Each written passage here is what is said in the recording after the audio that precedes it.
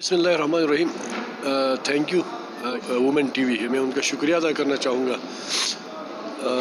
चूँकि मुझे ये मिनिस्ट्री संभाले हुए आज 2 हफ्ते 20 दिन हुए हैं, तो गिलगित बल्तिस्तान का जो सालाना गंदम का कोटा है 15 लाख लोगों के लिए, वो 15 लाख बोरी पर ईयर।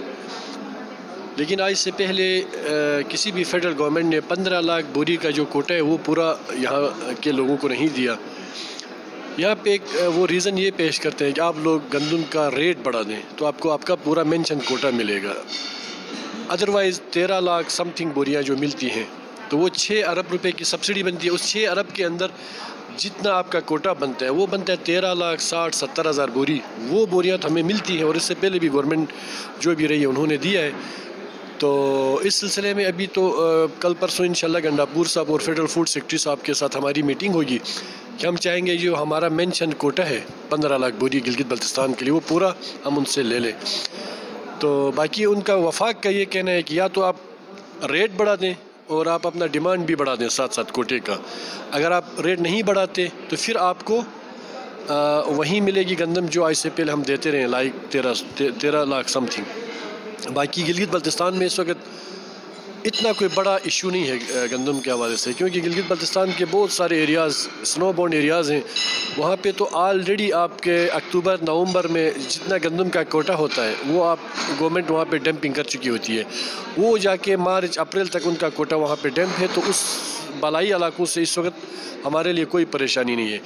जो गंदम के हवाले से सोशल मीडिया में या अखबारात में चंद एक दो लोग या कुछ मीडिया ग्रुप्स थोड़ा बहुत वाविला करने लगे हैं कि गंदम की शार्टेज है, वो होता यूँ है कि एक तो गिलगित शहर, स्कर्दू शहर और आपका चिलास, ये हमारे मेजर सिटीज़ हैं और ये हमारे 3 डिवीज़न के हेडक्वार्टर्स भी हैं। तो सर्दियों में जब हमारी पॉपुलेशन, हर बंदा चाहता है कि हम बर्फ़ से निकलें, हम ठंड से निकलें और हम गिलगित जाएँ या स्कर्दू के जो सराउंडिंग जो आपके इलाके हैं या डिस्ट्रिक्ट्स हैं, वहाँ के लोग फिर शिफ्ट होकर 2-4 महीनों के लिए स्कर्दू चले जाते हैं। बहुत सारे हमारे लोग गिलगित की तरफ रुख करते हैं और बहुत सारे चिलास के जो मज़ाफ़ाती इलाके हैं दूर दराज के, वो फिर रुख करते हैं चिलास का।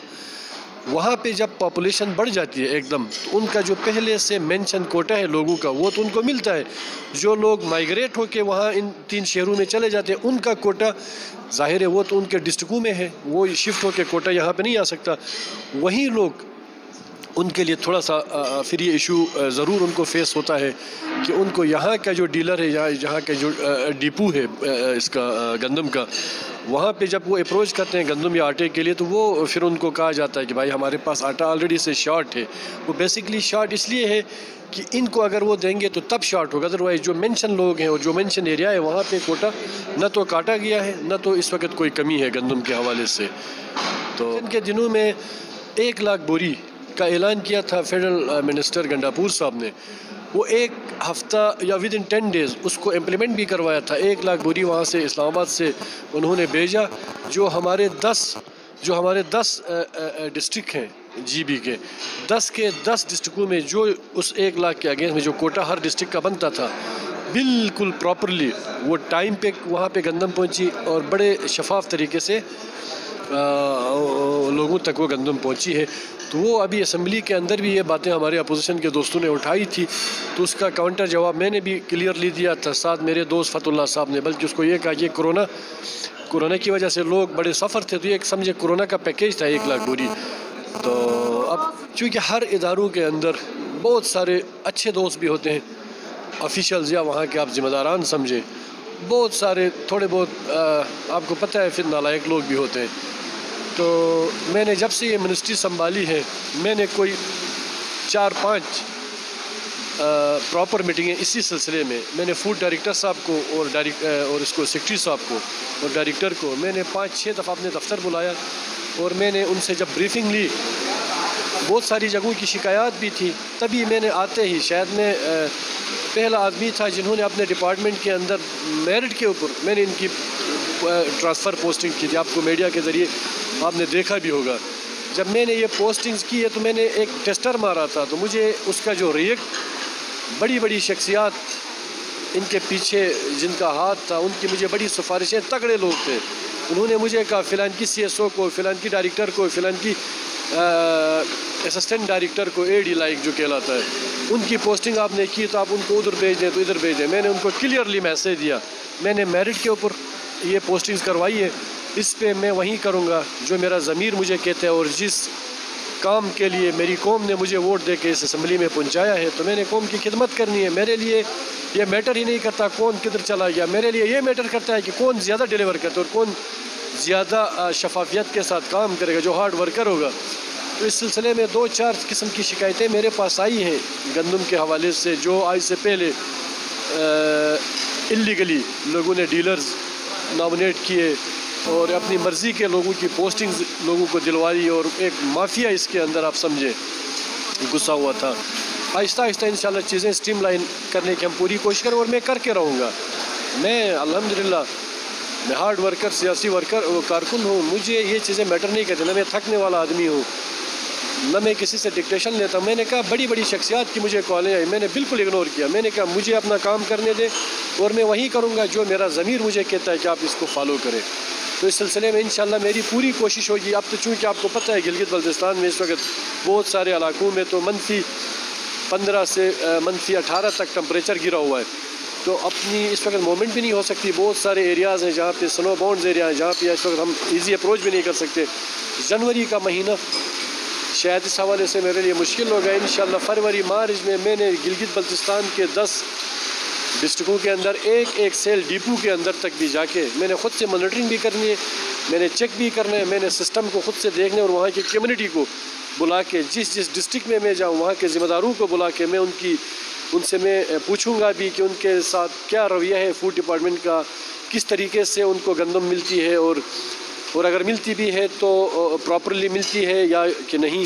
ये सारी चीज़ें जब तक मैं लोगों के या कम्युनिटी के दरमियान में जाके ना पूछूं तो शायद फ़िलहाल मुझे बहुत सारी चीज़ें मुश्किलात मुझे दरपेश होंगी इस सिलसिले में। लेकिन इंसान अगर करना चाहे तो ये तो एक जी भी छोटा सा हमारा सूबा है, 15-20 लाख यहाँ के आवाम है, तो इंशाल्लाह मुझे अल्लाह की ज़ात पे पूरा यकीन है हम इसमें कम से कम अपनी मिनिस्ट्री के हवाले से इस पूरे डिपार्टमेंट के अंदर इंशाल्लाह मैं बड़ी तब्दीलियाँ ला के मैं आवाम के सामने रख दूँगा। और मुझे अल्लाह की ज़ात पे यकीन है इंशाल्लाह एक मेरिट के ऊपर आपको नज़र भी आएगा फूड डिपार्टमेंट के अंदर इंशाल्लाह कि लोगों को टाइम पे गंदम भी मिलेगी, आटा भी मिलेगा। हाँ, इस पर बहुत सारे इलीगल डीलर्स हैं जिनको जब मैंने थोड़ी सी बहुत जांच पड़ताल की तो मुझे पता चला कुछ हवाई डीलर्स हैं। मैंने कहा हवाई डीलर क्या होता है, वो उसकी डेफिनेशन अब मुझे नहीं मुनासिब कि मैं मीडिया के सामने कहूँ कि वो हवाई, और उसके पीछे कौन कौन से एलिमेंट्स और कौन कौन से एक्टर्स जो इसके अंदर इन्वॉल्व हैं वो भी इंशाल्लाह हम आहिस्ता आहिस्ता बेनकाब करेंगे, और इंशाल्लाह इनके अंदर मैं ज़बरदस्त किस्म की ग्रिप करूँगा और इस सिस्टम को हम ठीक करेंगे। आटे का मयार भी यहाँ पे ठीक नहीं है। आटे के मयार के हवाले से मैडम आपने बड़ा ज़बरदस्त क्वेश्चन किया। मैंने जब अपने फूड सेक्रेटरी साहब से यही बात की कि मैंने कहा मैंने सुना ये है जो माशाल्लाह से हमारी यहाँ पे कोई 52 के करीब आई थिंक मिल्स हैं, मिल्स 52 के करीब ना, तो उस पर 30 के करीब तो मिल आपकी डिस्ट्रिक्ट गिलगित के अंदर आती है। कुछ चिलास में और सिकरदू में 4-5 मिले और अस्तूर में आई थिंक 2 हैं। तो मैंने जब उनके आटे के मयार के हवाले से बात की तो सेक्रेटरी साहब ने भी मुझे ये बात बिल्कुल इंडोज़ की कि आटे के मयार के हवाले से मेरी भी इस पर रिजर्वेशंस हैं। इससे पहले नून लीग की गवर्नमेंट थी तो माशाल्लाह से नून लीग के जो बड़े ज़िम्मेदार किस्म के लोग थे वो भी इस माफिया का हिस्सा रहे। उन्होंने भी अपनी सियासत डिपो और पता नहीं गंदम की बोरी और आटे से की है। तो सिस्टम को ठीक करने में थोड़ा बहुत टाइम लगेगा, लेकिन इंशाल्लाह जिस मयार का गवर्नमेंट की तरफ से उनको एक मेंशन अगर कोई चीज़ है कि आप इस लेवल का आटा आपने प्रोवाइड करके देना है, ग्राइंड करके पिसा के देना है, उसको अब हम इंशाल्लाह 100% उसको इंश्योर करेंगे कि जिस मयार का गवर्नमेंट ने उनको कहा है मिल वालों को जो एक एग्रीमेंट समझे या जो बाइलाज हैं उनके, उसको वो फॉलो करेंगे, बिल्कुल करेंगे। जो मिल मालिकान उसको फॉलो नहीं करेंगे तो मेरे लिए तो कोई इशू नहीं, हम तो मिल सील कर देंगे। आप ये जहन में रखें किसी किस्म की रियायत किसी के साथ हम नहीं रखेंगे। मेरिट के ऊपर फैसला होगा और इंसाफ के ऊपर फैसला होगा, और हमारी अवलीन तरजीह ये होगी कि हम आवाम की क्योंकि हमें आवाम ने इस असम्बली में भेजा, आवाम की फलाह बहबूद के लिए जितने भी सख्त कवानीन हमें करने पड़े मैं कर गुजर जाऊँगा, बात की बात में देखी जाएगी। उस सिलसिले में चूँकि मैं आपसे ये भी कहना चाहूँगा गिलगित बल्तिस्तान हम तो गरीब सा एक खित्ता है और बड़ी महरूमियाँ हमारे लोगों के दरमियान और दिलों में हैं, और महरूमियाँ कौन सी और क्या है वो मुझसे ज़्यादा आप लोग बाखबर हैं। आपको पता होना चाहिए अपना इस्लामाबाद में पिंडी इस्लामाबाद जो मेट्रो बस नून लीग के गवर्नमेंट में मियाँ साहब ने एक बस चलाई, और सबसे पहले ये प्रोजेक्ट उन्होंने मेट्रो का लाहौर में लॉन्च किया। तो आपको ये आपके गुड नॉलेज के लिए पता होना चाहिए कि वहाँ पे जो मेट्रो चलाई गई है उस पे 20 रुपये का टिकट था। पिंडी सदर से आप का आखिरी जो स्टेशन या स्टॉप बनता है आपका सेक्रेटरीट इस्लामाबाद में कौमी असम्बली के साथ ही ना, इस पे 20 रुपये का टिकट है।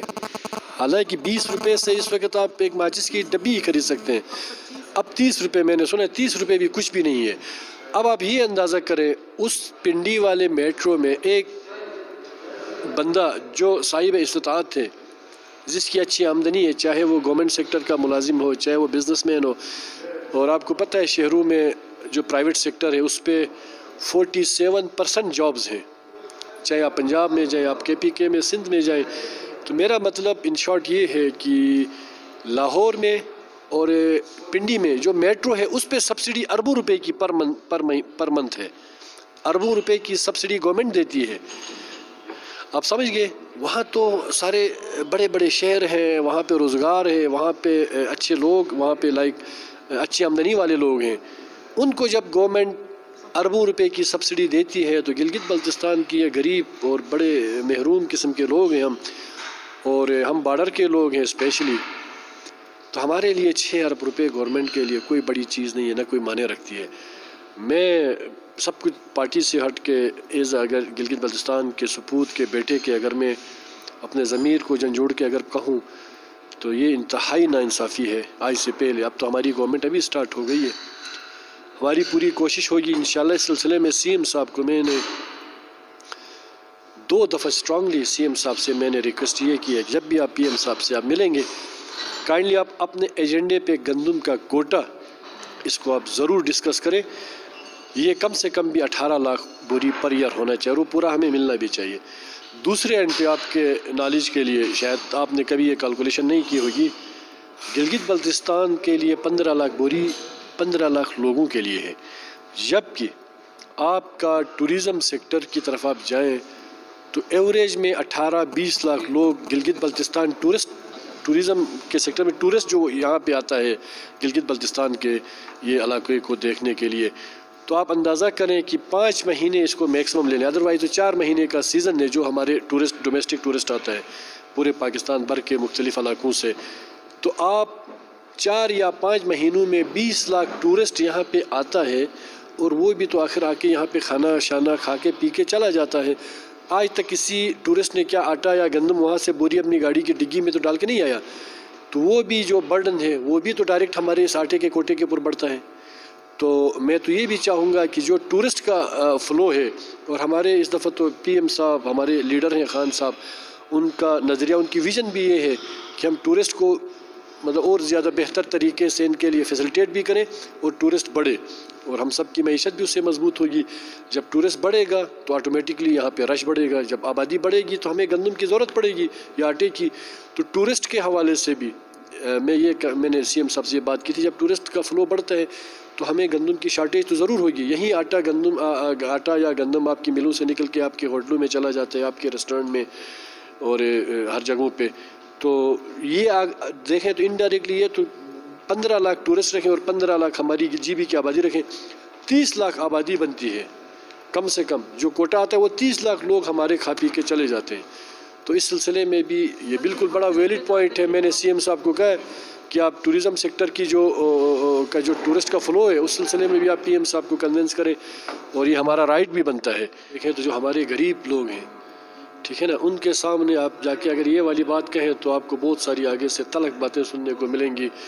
बेसिकली हम किसी भी गवर्नमेंट पे बोझ नहीं है, ये हमारा बिल्कुल इंसानी और हमारा बुनियादी हक है। चूँकि मैंने कहा ना, एक स्पेसिफिक बात है वो मैं आपसे शेयर इसलिए नहीं कर सकता, मुझे बस मैं नहीं करता नहीं, वो मैं बाद में आपसे डिस्कस करूँगा। आप ऑक्युपाइड कश्मीर जहाँ पे बिल्कुल इंडियन जो टेरिटरी है वहाँ पे 23 आइटम्स के ऊपर सब्सिडी मिलती है। आप स्वाद देखें, स्वाद इस वक्त वहाँ स्वाद में भी आपको सब्सिडी है बहुत सारी चीज़ों पे। हमारे पास तो सिर्फ एक गंदम ही रह गई जिस पे सब्सिडी है, जो एक हमारा राइट बनता है। ज़मीनें नहीं है यहाँ पे, ज़मीनें नहीं है यहाँ पे, एग्रीकल्चर का इतना डेवलप्ड सेक्टर नहीं है, तो हम कहाँ से इतनी फसल उगाएं और हम इंडिपेंडेंट हो जाए और हम वफा को कहें कि हमें सब्सिडी नहीं चाहिए। लेकिन बहुत सारे जो हमें सब्सिडी के मद में जो पैसे आ रहे हैं वो आप किसी और जगह में खर्च करें ताकि हम लोग अपने। मैंने आपको यही कहा ना, आप इस बात को नहीं वो ऐसा नहीं हो सकता। देखिए, अगर आपको मैं एक और बात आपको मैं बता दूं कि जो गंदम की बोरी यहाँ पे 1250 रुपये की हमारे घर पहुँचा के गवर्नमेंट हमें देती है, वहीं बोरी गिलगित बल्तिस्तान के जोन से भी डिपो में आप उतारें 5288 रुपये की पहुँच है एक बोरी, 5288 रुपये। अगर आप एक बोरी उठा के किसी गरीब को कहें जिसके घर में टोटल आमदनी 10,000 रुपये नहीं है, आप उसको कहें ये 5,500 की बोरी उठा लें, तो उसके पीछे 4,500 रुपये उसके जेब में बचेंगे। अब उससे उसने बाकी घर भी चलाना है, उसने लकड़ भी लेनी है, उसने बच्चों की फीसें भी देनी है, बच्चे बीमार हो गए, अच्छा उन्होंने उसका इलाज भी करवाना है, बच्चों की फीसें, सब कुछ वो कैसे कर सकता वो? ये हम इसलिए अफोर्ड नहीं कर सकते, हमारे पास रोज़गार नहीं है। हाँ, आपके जेब में पैसे हों तो आपको 10 रुपये की चीज़ 110 रुपये में लेने में आप हिचकिचाहट महसूस नहीं करते।